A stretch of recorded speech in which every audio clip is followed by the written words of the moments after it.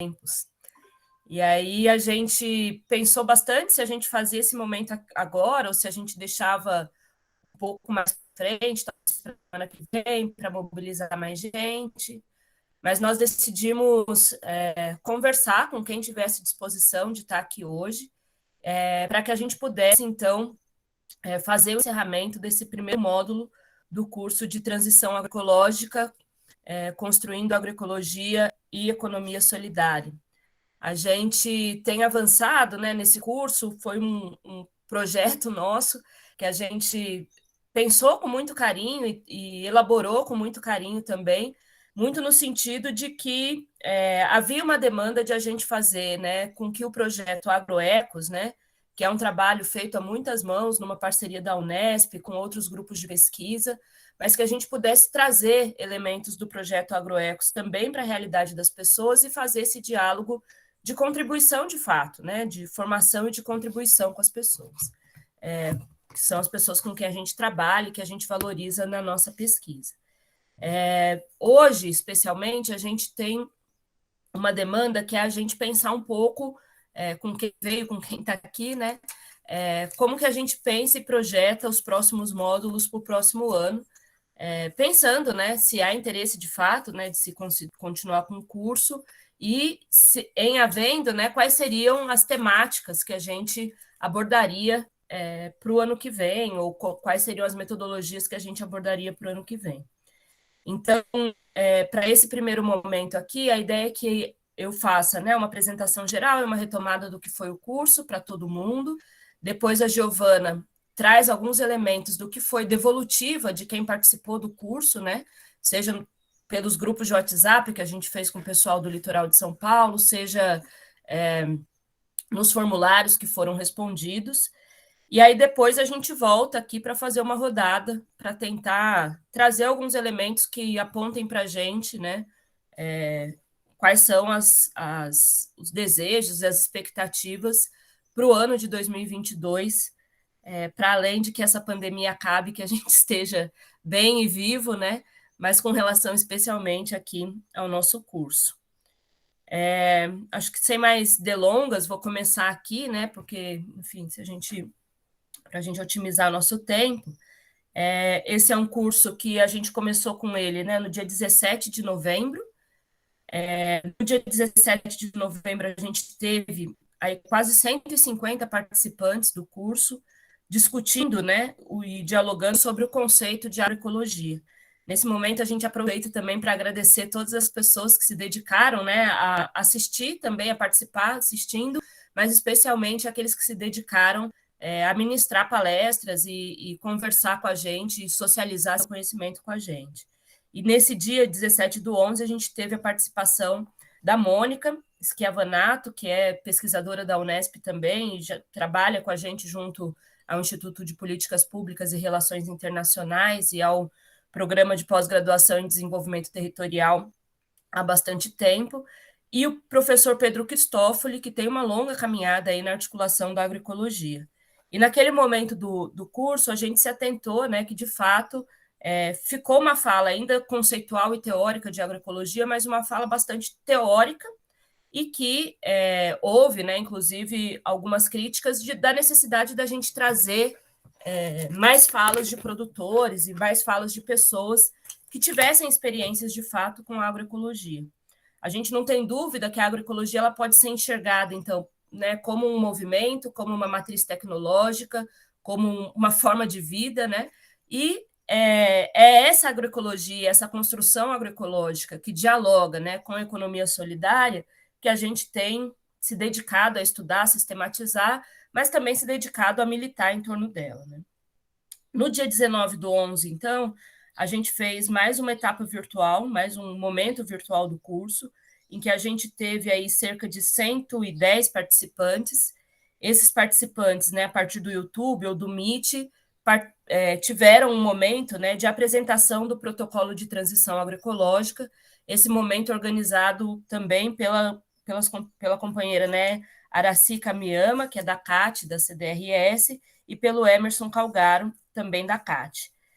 Os dois, né, como técnicos e como pessoas que trabalham já há bastante tempo no Estado e tentando entender a agroecologia, trouxeram para a gente, né, também, para socializar a experiência, o César Bagatini, da Casa da Agricultura de Nazaré, a Heloísa Pinheiro e Israel Júnior, um casal de agricultores do sítio Primavera, também em Nazaré Paulista, e a Joelma Marcelino, do Grupo de Agricultura Urbana de São Miguel.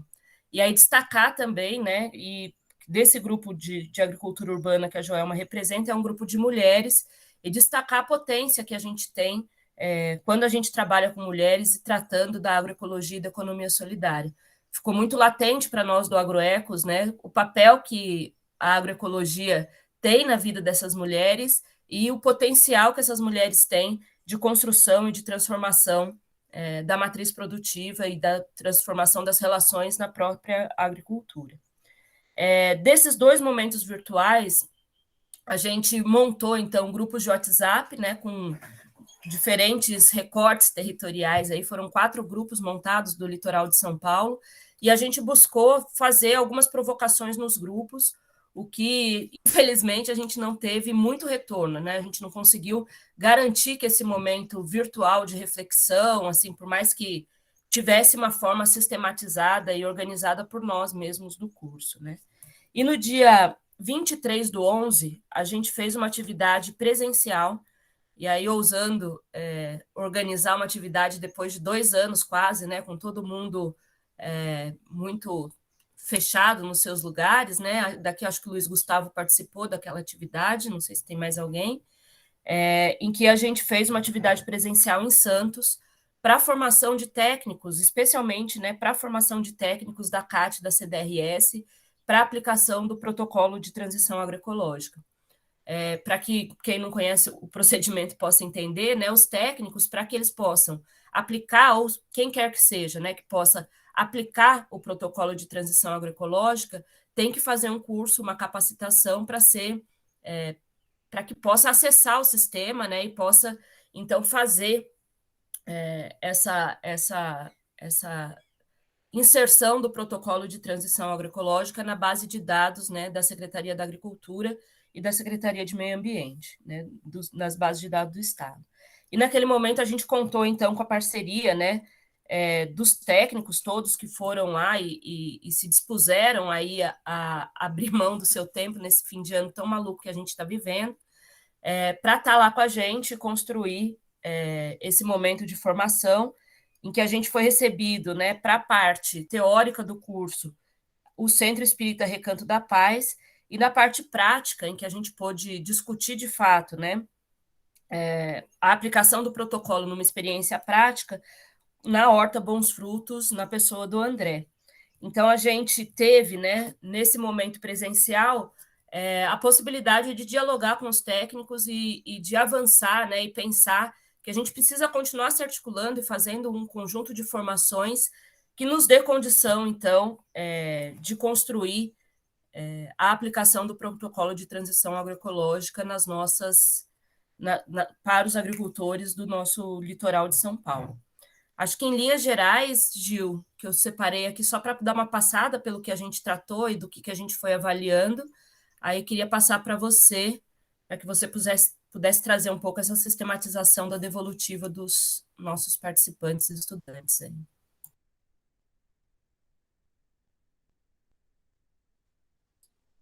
Legal, Ana. Vocês estão me ouvindo? Meu computador está um pouquinho travadinho. Eu vou compartilhar então a tela com vocês.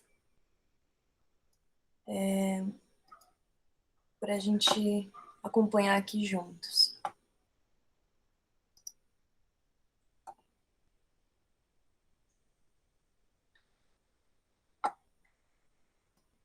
Me digam aí se vocês estão conseguindo ver. Estamos. Acho que vocês estão vendo que está bem devagar. Sim, estamos vendo aqui. Só um momentinho que já vai.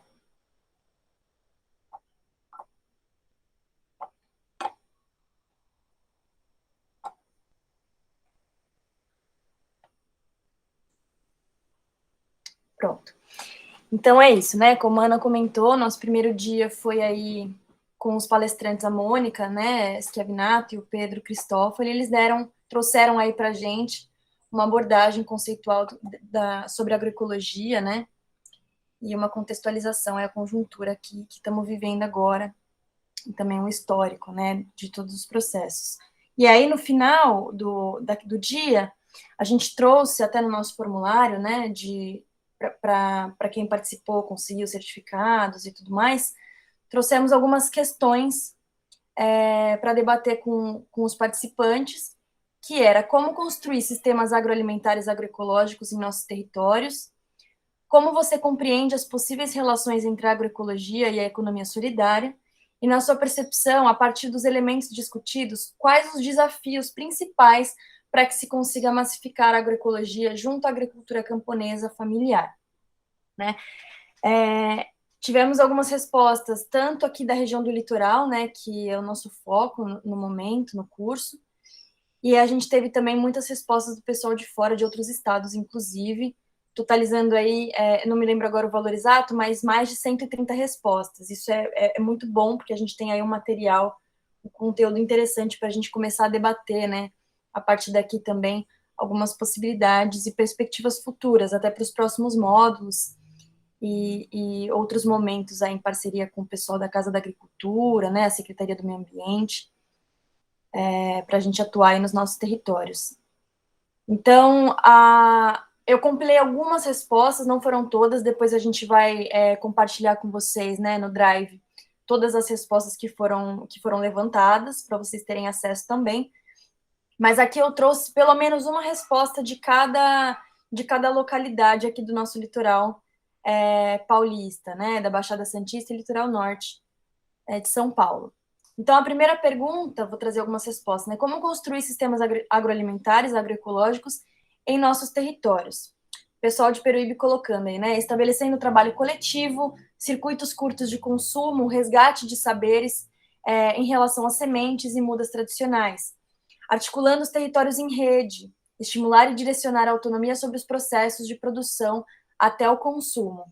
Em Santos, colocaram que é um caminho difícil, pois requer principalmente a existência de políticas públicas que beneficiem a agroecologia, o envolvimento da comunidade, que busca um alimento de qualidade, livre de agrotóxicos, cultivado de forma sustentável, articulando seus saberes tradicionais com os acadêmicos, né, para que juntos possam desenvolver a valorização dos produtos produzidos no território, resgatando a relação da sociedade com a natureza, integrando mulheres e jovens nesse processo.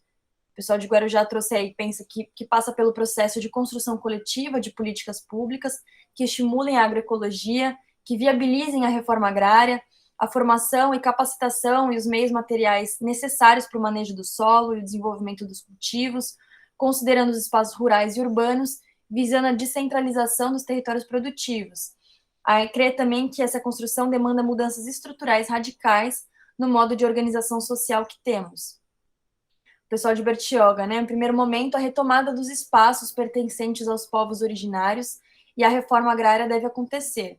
Com isso, o melhor uso dos espaços e a produção otimizada de alimentos de maior qualidade pode acontecer adotando os SAFs, unindo ciência, técnica e política, por meio também de ações solidárias e sustentáveis e através da transformação do solo, deixando de usar agroquímicos, né?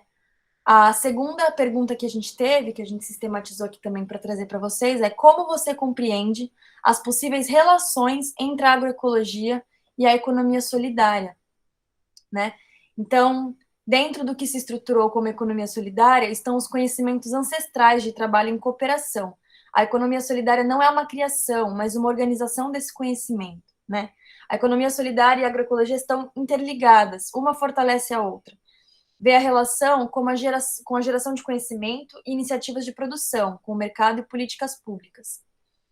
Ambas buscam uma perspectiva de solidariedade através da equidade socioeconômica, da proximidade territorial, valorizando a cultura local, o espaço geográfico, a proximidade com a comunidade, o diálogo de saberes e principalmente a conservação e valorização da natureza.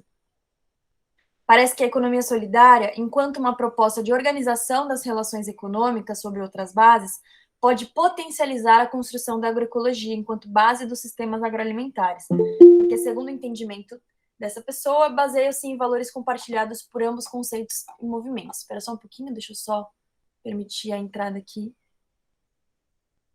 de uma colega. Ao meu ver, as duas caminham juntas, uma vez que comprar um produto proveniente de um sistema agroflorestal é fortalecer pequenos produtores, movimentar a economia local, incentivar a oportunidade de trabalho, gerar maior distribuição de renda e remuneração. Opa, peraí.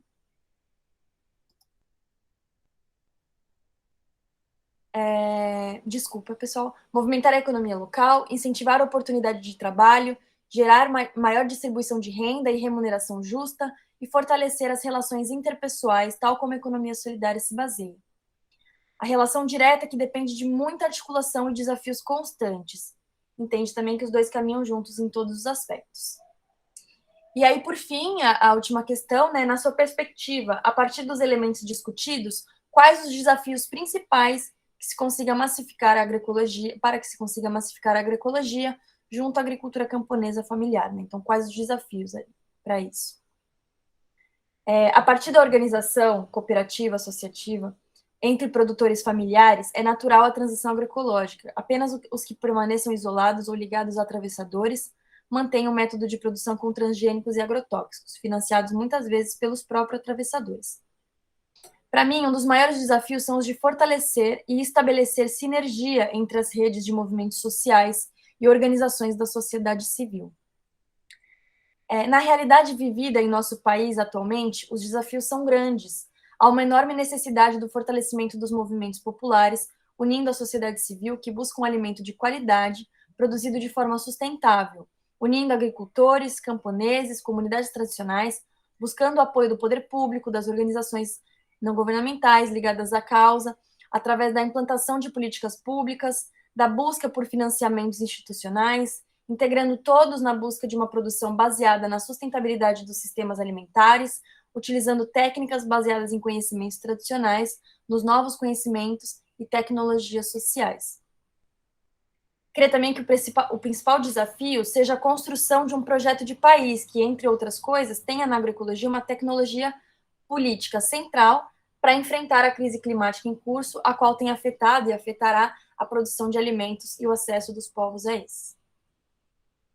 Promover espaços como este, né, como os cursos, que fortaleçam as relações entre comunidade e academia, e a partir de programas de subsídio que incentivem a transição entre os modelos agrícolas convencionais.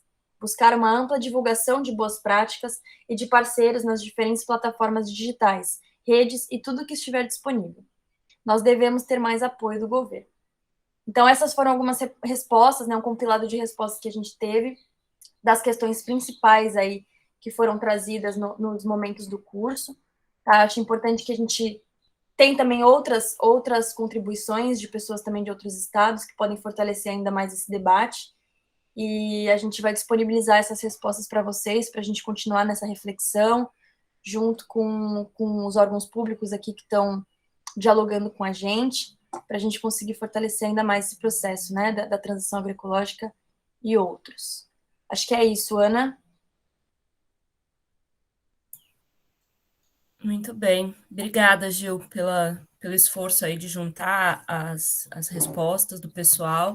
A gente tem algumas metodologias nossas de análise que eu acho que a gente caminha para fazer uma boa análise desses elementos que vieram e que certamente vão contribuir muito, né, tanto para o projeto Agroecos, quanto para a própria análise e construção de pesquisas em torno da agroecologia. Todos esses materiais a gente continua disponibilizando no nosso site, né, nas nossas redes sociais também do Agroecos, e a gente segue aí nesse exercício, né, de construir conhecimento e fazer os diálogos mesmo assim, nesse ponto virtual e de distância, assim, né. E aí eu queria fazer algumas provocações e pedir para que quem tiver interesse aí em contribuir, em ajudar, que possa se inscrever aqui no chat enquanto eu estou falando, e, enfim, a gente precisa ouvir vocês para fazer sentido esse nosso encontro aqui também, né?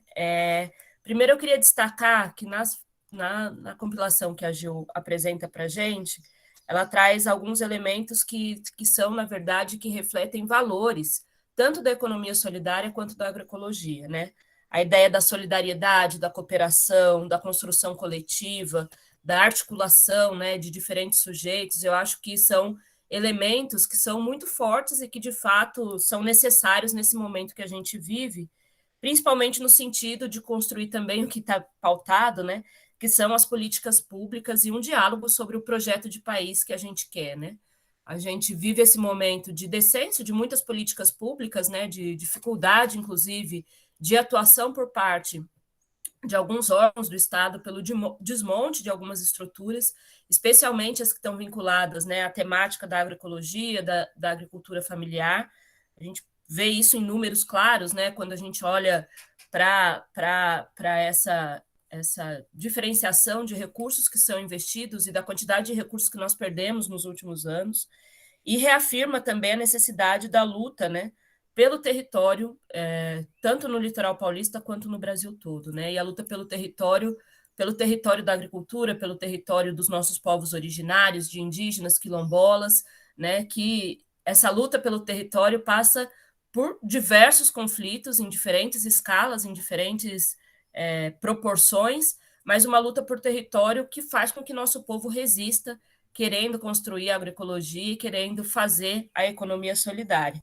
Então, acho que, por si só, assim, de fato, né, esse conjunto de questões que a gente fez do primeiro dia e que aportam para a gente os desafios que estão postos para esse curso e para o projeto Agroecos em si.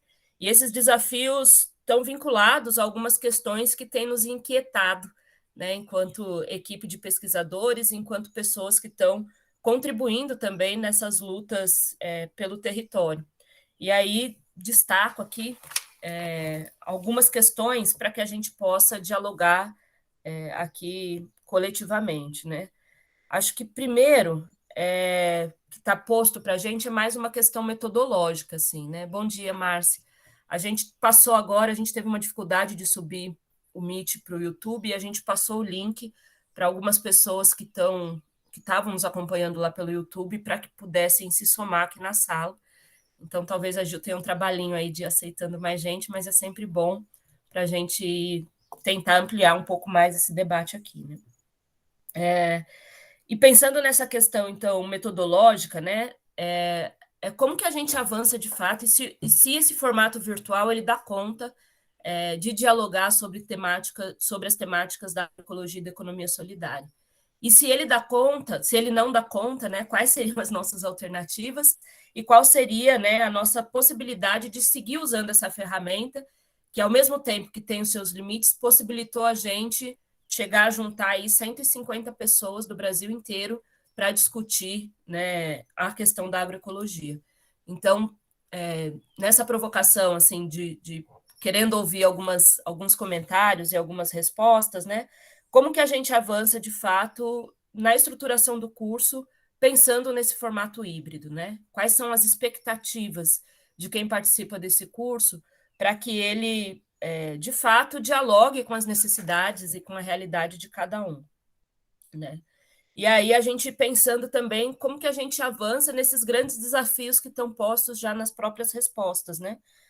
Na questão da construção coletiva, como que a gente envolve, né, outras instituições, outras entidades, outros órgãos, né, nesse processo de construção, e como que a gente projeta, então, a continuidade do curso, uma vez que a gente tinha por objetivo, né, inicial desse curso, e que foi a programação que foi divulgada de início, que a gente pudesse trazer processos de certificação, e aí olhar para os outros processos de certificação. E nesse momento de dialogar sobre o protocolo de transição agroecológica, que nem é um processo de certificação, mas que exige, né, uma burocracia, uma certa assistência técnica, a gente já enfrentou limites, como que a gente dialoga, então, para a construção, por exemplo, das organizações de controle social, como que a gente avança e contribui, né, para a própria certificação comercial de orgânicos, né, como que a gente vai pensando e dialogando nesse sentido. E aí, a gente não tem pessoas inscritas aqui, mas eu acho que seria importante, talvez, trazer alguns elementos. Eu sei que a Gil tem uma contribuição também, e aí eu acho que para o meu diálogo, né, de duas pessoas, eu e a Gil, pedindo encarecidamente, assim, para a gente é muito importante mesmo que vocês se inscrevam e falam, e aí acho que podem também se manifestando aqui no chat, né? A Gil, acho que tem uma contribuição que o Silas trouxe para nós, né? E aí apresenta o Silas também, Gil, para a gente, e depois a gente vai retomando com essas colocações que estão aqui no chat. Legal, Ana. Acho, enquanto eu vou fazendo trazendo aqui as reflexões do Silas para a gente, acho legal se você puder colocar as questões no chat também, para o pessoal lendo, né, construindo suas respostas. Como a Ana falou, a gente estava com essa dinâmica dos grupos de WhatsApp, né? Acho que para o pessoal que entrou aqui, que está chegando pelo YouTube, talvez não estava num grupão maior, né? Mas aqui na região do litoral a gente acabou se separando por algumas localidades, né? Proximidades geográficas, digamos assim, os mais próximos aí, as praias mais próximas, os municípios mais próximos. E aqui, no grupo que eu estava mediando, a gente estava com o pessoal de Guarujá, São Sebastião e Bertioga, né? E a gente tinha a presença de alguns agricultores, alguns estudantes, e a gente teve a presença também do extensionista da Casa da Agricultura da CAT aqui de São Sebastião e Ilhabela, que é o Silas. Né? Ele já trabalhou aí junto com a Secretaria do Meio Ambiente também, já está atuando aí no território, é caiçara, atua no território aqui de São Sebastião já há bastante tempo.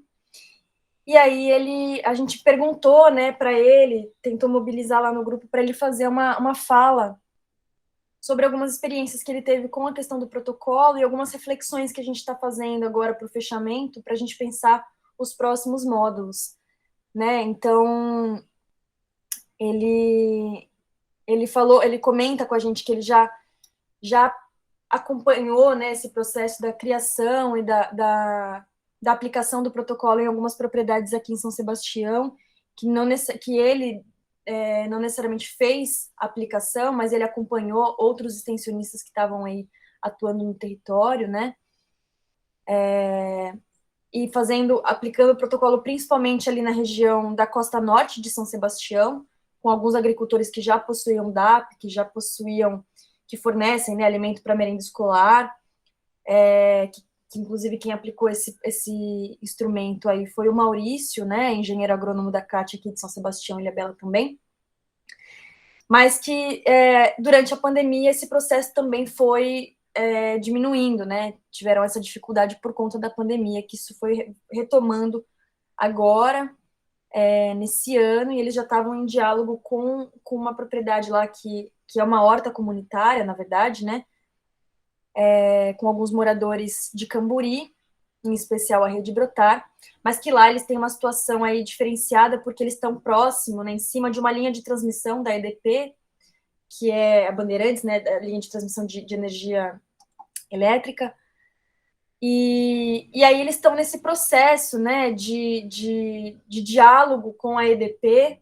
essa comunidade, para buscar aí uma manifestação favorável da EDP, para que eles consigam, né, fazer a horta comunitária ali e aplicar o protocolo de transição agroecológica com essa propriedade direitinho, né? Então, ele comentando sobre isso, ele falou que aqui no litoral, para além dessa situação, você tem muitas especificidades, né? Então, cada caso é um caso, quando a gente fala de aplicação do protocolo, né? E aí ele comenta aqui, né, que cada comunidade que você vai é uma forma de se relacionar com a terra, é uma forma de se relacionar com a água. Então, o desafio é esse, né, como utilizar o protocolo de transição agroecológica para incluir todas essas especificidades. E aí vou começar a citar, tá, algumas falas dele. A notícia boa é que o protocolo ele é um instrumento talvez o mais flexível dentro da Secretaria de Meio Ambiente e Agricultura. Que ele quis citar esse caso da horta comunitária de Camburi, por ser um caso específico de uma linha de transmissão que está lá, né, que eles estão sentando, conversando, como que resolve para não deixar essa horta comunitária de fora, né, do protocolo de transição agroecológica. E aí o mesmo vale para outras situações que se tem, né, como, por exemplo, uma terra coletiva, como que aplica esse protocolo, né? São pessoas que não precisam... ou são pessoas que não precisam fazer uma transição, porque já têm, né, já fizeram essa transição, ou já não utilizam, né, insumos químicos, agrotóxicos, o que a gente tira de bom desse protocolo, né? Porque às vezes no sistema agroalimentar já não utilizam esses insumos, mas ainda não tem uma questão ambiental resolvida no móvel, às vezes falta saneamento, então o protocolo ajuda a resolver outras questões que aí fogem um pouco do foco só da produção, né? Ele vê também, ele traz aqui para a gente, que ele vê também uma grande dificuldade na aquisição de insumos que são aprovados na certificação orgânica, né? Dentro da política de agricultura de orgânicos. Os insumos são mais caros e difíceis de acessar, não é em todo lugar que se encontra. Ele comenta também que vale um trabalho no próximo módulo, talvez, ou em qualquer trabalho de extensão rural agroecológica, vale o trabalho de buscar uma autonomia maior em relação a esses insumos, como sementes, mudas, fertilizantes e alguns defensivos. Então, trabalhar um pouco isso. A importância de ter a sua própria semente, do produtor produzir a sua própria muda, fazer o manejo ecológico do solo, para não precisar comprar esses fertilizantes. Acho que isso também é trazido no segundo momento de aula que a gente teve, né, com algumas experiências aí de alguns agricultores, fizeram algumas falas em relação a isso, dessa autonomia, dessa importância. E pensar em alternativa dos defensivos, né? Adotar técnicas de manejo que facilite o equilíbrio ecológico dos sistemas de plantio, isso é uma questão importante para a gente pensar aí as próximas atividades. Isso pode ser óbvio para alguns, mas às vezes não tão óbvio para outros, né? E por último, ele queria destacar também a questão do saneamento rural, que eles têm observado lá na CAT, daqui de São Sebastião e Ilhabela, né, nos trabalhos de extensão, e principalmente pelo projeto Ecoagricultura, que é um recurso aí da FEIDRO, que eles estão apoiando os agricultores e agricultoras de 4 municípios lá do litoral norte, né, no processo de transição agroecológica de adesão ao protocolo. E essa questão do saneamento rural é uma questão que vai ser um dos pontos principais que deve ser tratados nos planos de ação, porque o sistema público de tratamento não chega nas áreas rurais, muitas vezes, né? E por conta disso, cada agricultor trata de um jeito essa questão do saneamento e nem sempre consegue dar o melhor tratamento por várias questões, né? E ele enfatizando que não está julgando aí essas formas, mas que é uma realidade que a gente vê aqui no território, e talvez não só no litoral norte, mas talvez na Baixada Santista essa também seja uma questão. É importante falar sobre isso, né? Apresentar essas formas de tratamento ecológico, inclusive o próprio Emerson Calgaro, que é um parceiro nosso aí da CAT, da CDRS, ele fez um bom levantamento sobre essas formas alternativas. Acho que isso é uma coisa que a gente pode talvez levantar isso, né? Compartilhar, não sei como a gente poderia fazer. Mas justamente compartilhar, trocar conhecimento, buscar as formas mais viáveis, né, economicamente e ambientalmente, para cada situação também, porque vai ter agricultura de montanha, agricultura de baixada, então vale dar uma atenção especial aí para o saneamento rural. Então essas foram algumas contribuições do Silas, tá, da CAT daqui de São Sebastião e Ilhabela, e acho que pode servir aí também para a gente continuar aí com os demais aqui presentes, nessas discussões, né, e perspectivas aí para os próximos momentos. Muito bem, obrigada, Gil. O Cristiano fez várias falas aqui no chat. Você quer falar, Cristiano? Quer se inscrever aqui?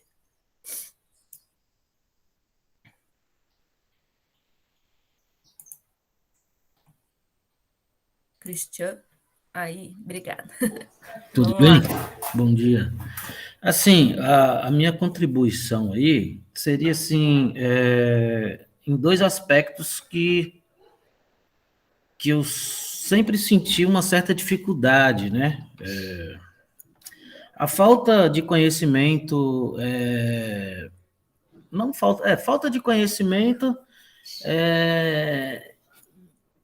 com relação aos trabalhos dentro de algumas comunidades, né? O tempo, assim, um pouco do que foi falado aí agora, né? Existe essa dificuldade de técnicos, né, com relação a essa visão que essas comunidades, principalmente as comunidades tradicionais, têm com relação a lidar com a terra, a questão dos manejos, Enfim, isso aí acho que seria interessante ter mais isso aprofundado, né?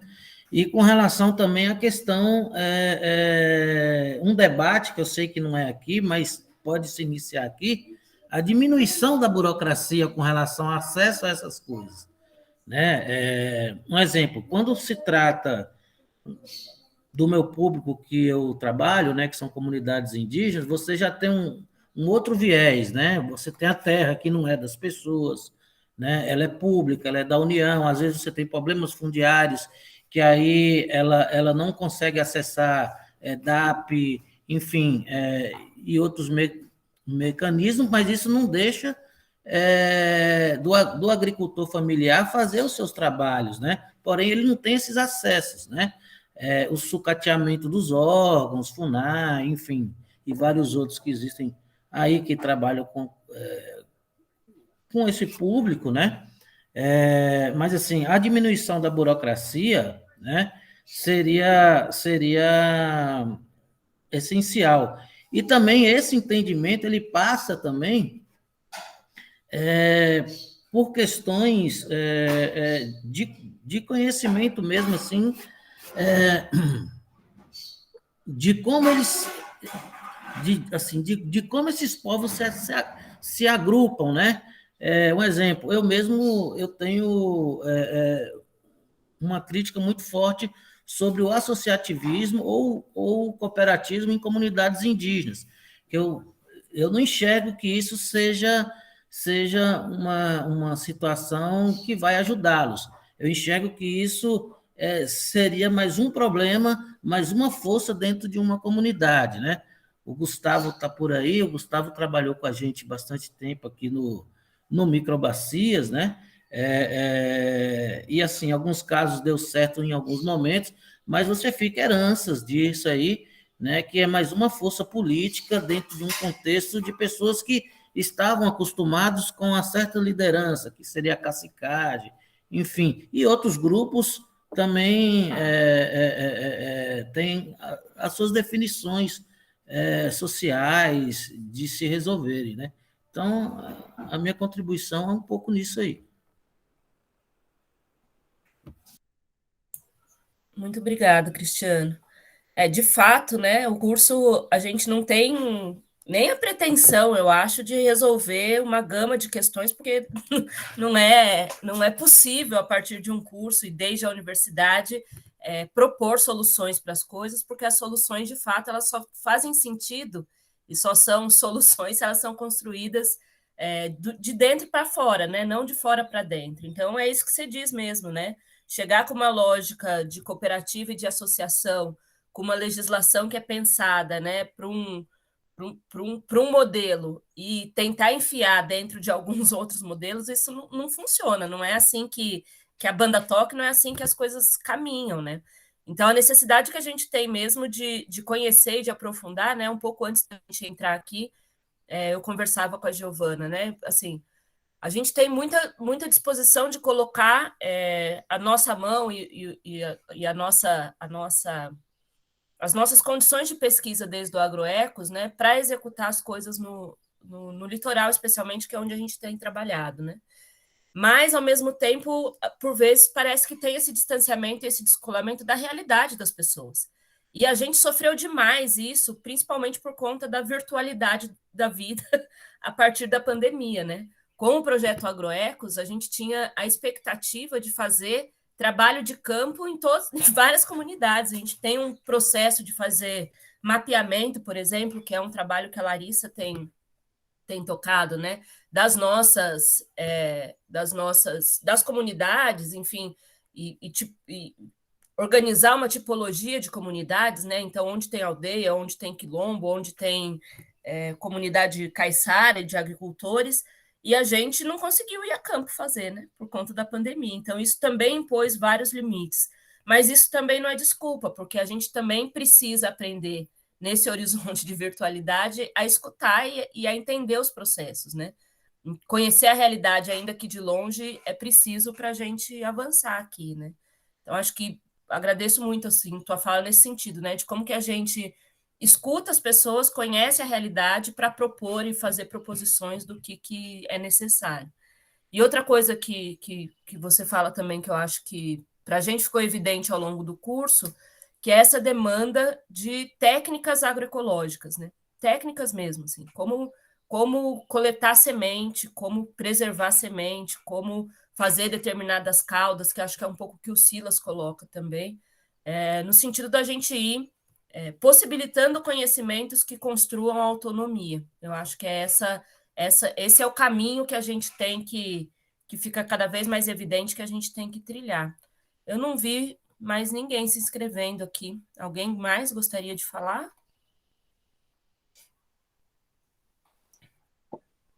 Acho que só o Fredê também complementou. Ana, não sei se eu estou atropelando, se você já comentou sobre isso. Não, pode Mas falar. ele falou, né, que no litoral norte de São Paulo realmente reúne uma grande diversidade em termos de realidade de cada uma das comunidades tradicionais. Eu acho que também dialoga com o que o Silas e que o Cristiano está colocando, assim, né, da gente entender melhor essas complexidades, essas especificidades, antes de você simplesmente ir lá e aplicar, né, de forma como se fosse algo padronizado, que não é, a gente sabe que na realidade não é. Né? Então é importante a gente estar sempre compreendendo a realidade de cada um, dialogando, né? Acho que esse é um papel importante também dos extensionistas, dos técnicos da CAT, né? Acho que quando a gente traz também a questão da formação, aqui, se não me engano, somos em maioria tanto ou da universidade quanto das comunidades, né?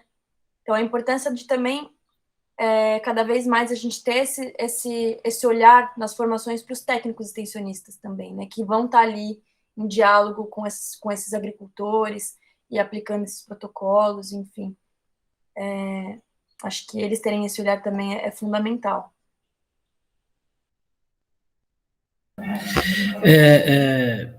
Assim, vejo também que a prorrogação dessas atividades, né, citando um exemplo aí do que a gente teve aqui, que foi o único, assim, e por mais que tenha críticas, né, que foi o microbacias nas comunidades indígenas, o 2, né, porque o 1, as comunidades tradicionais não entrou, o 2 foi uma prerrogativa, assim, ó, coloca, senão não tem a grana. Mas, assim, a herança que isso deixou, a relação, a aproximação do técnico, né, que seria das casas de agricultura com as comunidades tradicionais, e no meu caso, que eu acompanhei as questões indígenas, isso deixou bastante herança, assim, boa, né? O produto que foi executado, ele foi uma situação normal, assim, né? Teve casos que deu certo, teve casos que não, mas, assim, as relações que foram construídas, essa relação, um exemplo do Gustavo com a Piaçaguera, de outro técnico com a Aldeia Rio Branco e tal, isso perdurou, né? Então, isso faz com que aquele cara que foi formado lá atrás, como diz um coordenador da CAT que aposentou, até esqueci o nome dele, né? A sua formação foi para vender agrotóxicos, né? E aí, nesse meio tempo, né, começa a construir essa relação com outras comunidades, aí muda também as percepções, né? O Maurício, né, quem iniciou isso, pelo conhecimento que eu tenho, lá na década de no caso 90, foi o Maurício, lá no Rio Silveira, que isso foi se estendendo, né, através do microbacias, aí veio o Gustavo, veio o Nilton, enfim, lá no interior de São Paulo já tem outras casas de agricultura, mas a pegada dos indígenas lá são outras, não é aqui na Mata Atlântica, então, assim, já tem uma visão mais de produção, aqui tem uma visão mais de preservação e da agrofloresta, né, enfim, isso tudo abriu um leque. Só que aí você vem, você não tem outras políticas que dá continuidade para isso, né? Então, assim, quando precisa, chama isso, aquilo, aí cada um vai com as suas agendas e tal. e isso meio que automaticamente tem um desmonte disso, né? Além do desmonte dos órgãos, né? E essa relação interpessoal que foi construída, às vezes tem um certo desmonte com relação a isso. Então, assim, ter políticas públicas, igual já foi falado aí, mas, assim, não esperar do Estado e nem da União, ter políticas públicas mesmo, das próprias universidades, né? Elas chegarem mais próximos dessas questões, né? Que, assim, a gente vê agora que está mais próximo, mas houve um distanciamento muito grande, né? Poucas universidades que lidar com, assim, com isso, que levanta esse debate, né?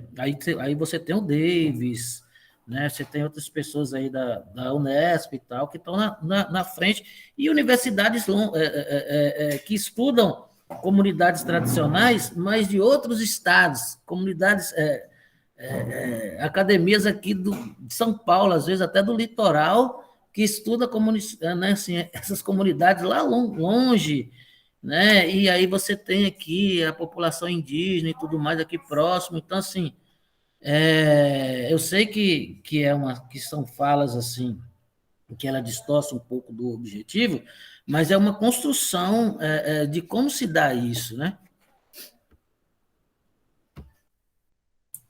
É isso mesmo. E acho que tem uma coisa também, né, que fica muito, muito evidente, e agora, olhando especialmente para o protocolo, e talvez por ser uma proposta que é tocada pela própria CDRS, né, pela CAT, é que a gente também tensiona muito a participação desses técnicos da CAT no processo. A gente teve muita dificuldade de ampliar esse corpo técnico. Não são só eles, como técnicos, que estão atuando no litoral, né? A gente tem um conjunto de ONGs, um conjunto de agentes, de prefeituras e etc., que também podem contribuir, né, com esse diálogo. Então, acho que, de fato, um trabalho que a gente tem, né, para o próximo período é esse trabalho de ir também mapeando esses técnicos e esses extensionistas que podem ajudar a gente no diálogo, porque, sem dúvida, são pessoas que conhecem também a realidade, têm leituras da realidade das comunidades, né? E que podem contribuir com a gente também nessas aproximações, né? E aí eu lembro quando a gente fez a inscrição do curso, também tinha um monte de pessoas que eram, por exemplo, nutricionistas, assistentes sociais e pessoas que poderiam também, né, provocar e trazer a gente para essa aproximação. Então, acho que esse, para mim, já é um desafio que está marcado aqui na listinha de como que a gente faz essa aproximação com as comunidades e como que a gente amplia essa articulação entre instituições e técnicos, né? E aí o Alfredo tá comentando aqui, né? Que você quer falar, Alfredo? Em vez de esperar comentar. Diga, Alfredo, e Oi. depois o Luiz Gustavo. Bom dia a todos. Estão me ouvindo? Então, bem, eu vou falar muito rapidamente, porque minha esposa está fazendo uma live aqui, elas fazem uma leitura de livros, e nós estamos no mesmo espaço da sala. Bem, em relação à primeira questão da metodologia híbrida, eu penso, por exemplo, que as propostas que vocês fizeram, eu penso que, na verdade, há uma possibilidade que se possa pensar realmente em continuar com o trabalho online e tipo uma consultoria, em algum tipo de experiência que seja mais relevante, que possa mudar realmente as questões de agroecologia no Brasil. Eu também acredito que o tratamento, por exemplo, uma questão muito séria que foi colocada pelo Cristiano é a questão da distribuição de terras no nosso país. Nós realizamos aqui um curso pela Núcleo de Extensão Rural da UFSCar de São Carlos, eles abriram para todo o Brasil, e essa discussão também foi suscitada lá.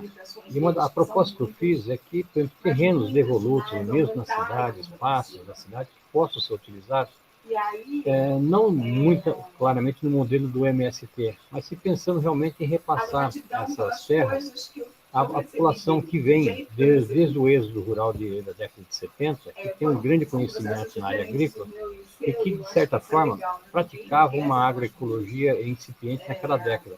Tudo bem que as pessoas envelheceram, mas é possível realmente repensar o propósito e por acaso eu acabei entrando no grupo que vocês estão fazendo esse curso por curiosidade. E vocês estão realmente propondo uma prática interessante. E eu gostaria que realmente que experiências que foram pontuais, por exemplo, que sejam pontuais, vocês falam muito do litoral, mas fazer em torno do Brasil, que essas experiências possam continuar num trabalho de tipo consultoria online, que vocês possam oferecer algum tipo de assessoramento, mesmo que seja um assessoramento menor, mas que assessoramento no termos de realmente que as pessoas possam realmente ter essas terras, que o conhecimento sobre esses ditos defensivos agrícolas, que são os venenos que estão matando a população, o número de pessoas com câncer no país é uma coisa absurda. Gente que não trabalha com veneno, está morrendo de câncer de estômago, ou seja, a alimentação nossa está envenenada, no sentido muito grave. E, em linhas gerais, seria isso que eu estaria pensando. Eu estava formulando, inclusive, a ideia, escrevendo, e de repente vocês me chamaram. Então, eu estou fazendo um contato assim, mais rápido, no sentido que realmente a gente possa pensar uma proposta mais simples, de continuar. Bom, eu particularmente sou de Campinas, estado de São Paulo. Então, o contato pessoal, o espaço físico, é uma coisa mais difícil para nós. Mas o conhecimento online, ele está sendo socializado. Talvez o que a gente precisa pensar é como transformar isso em uma situação mais rápida e de transformação. Por exemplo, eu sou da década de 70, os grandes movimentos que aconteceram no norte do Paraná, pela Universidade Estadual de Londrina, eu entrei lá em 74.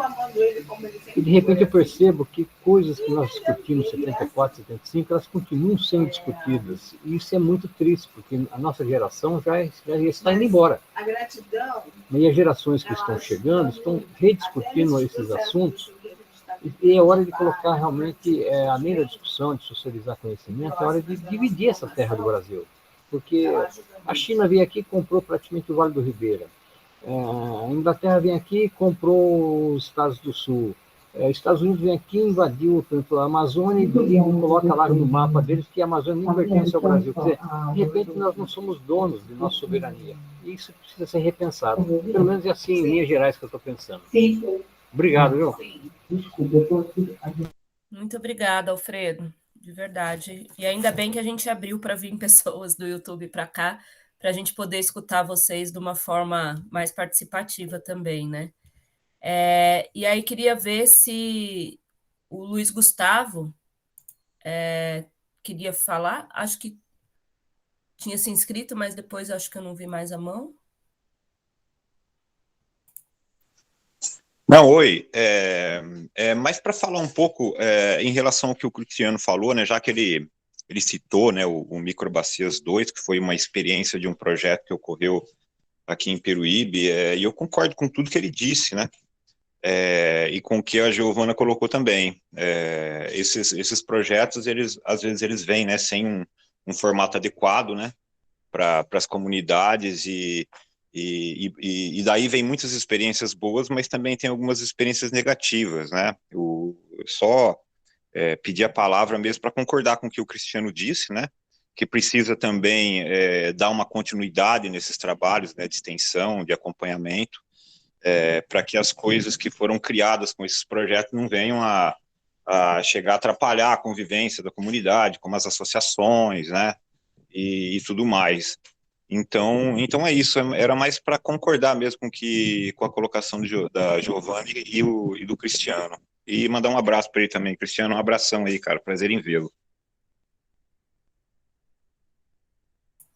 Muito bem, obrigada, Luiz Gustavo. Gente, acho que a gente podia fazer uma pergunta bem objetiva aqui para algumas pessoas, né? Vocês acham pertinente que o curso continue? Essa é uma pergunta, para ser bem provocativa aqui, para as meninas que estão, né, Suzete, Valdirene, que estão aí nos territórios. Vocês acham que é válido que o curso continue? E o que vocês acham, né, que é o desafio aí para o próximo período? Fala para nós, Valdirene.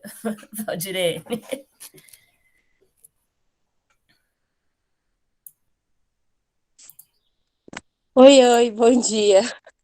Eu gostaria muito que o curso continuasse, porque eu tenho aprendido muitas coisas, E assim, o desafio é muito grande, tem muita coisa para se fazer aqui na nossa região, né? E toda vez que tem curso, cada dia eu tô aprendendo uma coisa diferente, uma coisa nova, que eu não sabia que estava ali na frente, mas que eu não via. E assim, tem outras Valdirenes também que estão aprendendo também, né? Então eu gostaria que o curso continuasse, sim, o ano que vem.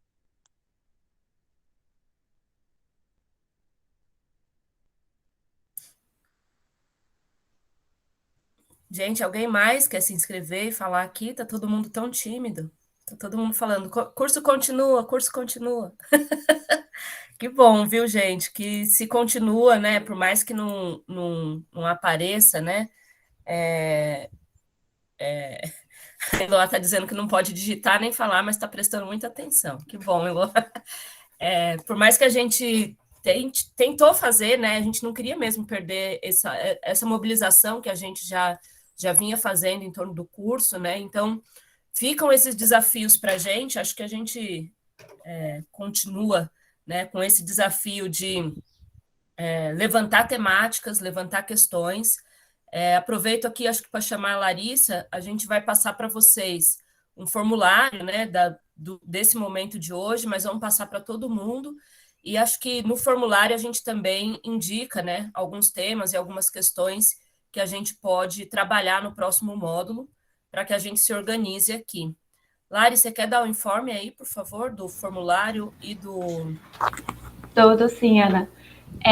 Então, em relação ao formulário, né, ao total são 4 formulários que a gente vai aplicar. 2 vocês já responderam, que foi do primeiro e do segundo dia. O terceiro formulário é o do dia de hoje, do 10/12, que deve ser respondido até domingo, tá? Porque como a gente teve o problema de transmissão online ao vivo, a gente abriu mais esse espaço para ele poder ser respondido até domingo, no caso, né, para o pessoal assistir. E aí, ao final desses 3 formulários, vai ser feito um último formulário, que vai ser enviado para os e-mails que foram cadastrados nos 3 dias de presença. Nesse último formulário, que seria o 4º, vai ser o feedback do curso. Então, lá a gente vai fazer algumas perguntas sobre o tipo de público. O link do formulário, do 4º formulário, do 3º formulário, desculpa, é esse que eu acabei de jogar aqui no chat. Vou jogar de novo. Então, aí o 4º feedback, né, que seria o formulário final do curso, esse é importante que todos que participaram dos 3 dias ou de 2 dias respondam, porque é onde o certificado vai ser enviado automaticamente, tá? Então, por favor, verifiquem o e-mail que vocês estão registrando, porque vai ser nesse e-mail que o certificado vai ser enviado. No caso, o 4º formulário vai ser enviado na semana que vem, acho que a partir de segunda-feira eu já encaminho para o e-mail do pessoal inscrito. E aí, vocês respondendo esse formulário já vão receber automaticamente o certificado, tá bom? Quem não receber, aí, por favor, encaminhe um e-mail para a gente, que a gente verifica o que aconteceu. Acho que é isso. Muito bem. Ana, queria complementar rapidinho, só também que a gente tá em contato com a maioria de vocês por WhatsApp, né? Então, a gente vai repassar isso para vocês também por WhatsApp. Quem tiver dúvida em relação à certificação, só entrar em contato com a gente também, né? Ou pelo WhatsApp ou por e-mail também. Muito bem. Muito obrigada, viu, meninas? Tanto Giovana, Larissa, Isabela, Mônica e Davis. A gente teve muito trabalho esse ano. Eu não conheço, acho que eu só conheço a Gil pessoalmente, para vocês terem uma ideia. Apesar de estar 2 anos trabalhando com as meninas, a gente faz reunião virtual muitas vezes, mas quando eu cheguei, logo que eu comecei a trabalhar, a gente vai... Por favor, Cristiano, passa seu número aqui, que aí a gente te insere nos grupos aqui que a gente criou. E aí, dizer que para mim foi uma alegria mesmo fazer esse curso, a gente fez meio no peito mesmo, na raça, né, dizendo vamos fazer e vamos garantir, porque a gente precisa, né, cumprir com esse objetivo aqui, não por ser uma meta do projeto em si, porque o curso, no fundo, nem era uma meta do projeto, mas por ser uma necessidade da gente manter as pessoas articuladas, ainda que virtualmente. Então, agradeço muito cada um de vocês que vieram aqui hoje também, todos os outros que participaram desse momento com a gente, e a gente conta com vocês aí no ano que vem para ajudarem a gente a seguir fazendo esse curso e construindo um país diferente, né? Mais livre de agrotóxico, mais desenvenenado, mais feliz também e com mais comida no prato para o nosso povo. É isso, gente. Muito obrigada mesmo. A gente vai encerrando por aqui. Estava até às 11, mas como veio menos gente, a gente conseguiu garantir. Valéria, a gente vai transmitir pelo YouTube, a gente vai subir o vídeo lá. A gente teve um probleminha para subir lá no YouTube, mas vai passar, vai colocar no YouTube e a gente manda o link para vocês todos. E também fica disponível lá no nosso site do Agroecos todos os links de todos os momentos nossos de formação. Tá bem? Muito obrigada, gente. Obrigada, pessoal. Tchau, tchau. Bom dia a todos. Até mais. Boas festas. Bom fim de ano. Bom Natal, gente. Bom Natal. Valeu. Valeu, pessoal. Obrigado aí. Valeu, Fredê. Obrigada. Eu sei depressão, porque eu não tenho perfil da depressão, eu tenho perfil da ansiedade, né?